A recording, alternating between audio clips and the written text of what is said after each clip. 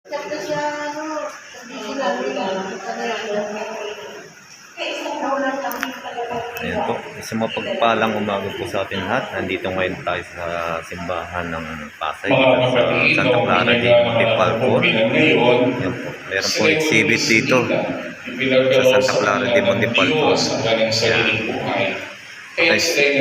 Naka-exhibit po ngayon dito yung mga imahe ni Santa Clara de Montipalcon. Naipagkaloob niya sa kanilang Ayan po.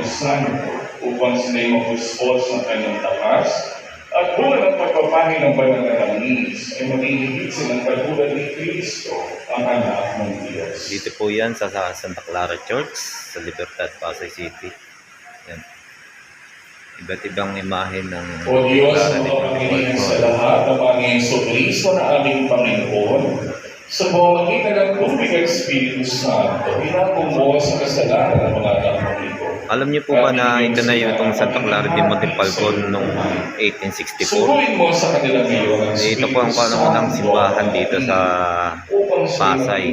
Kaya ito na yun ng 1864. Simula muna sa kapilya hanggang ito lumaki na po siya.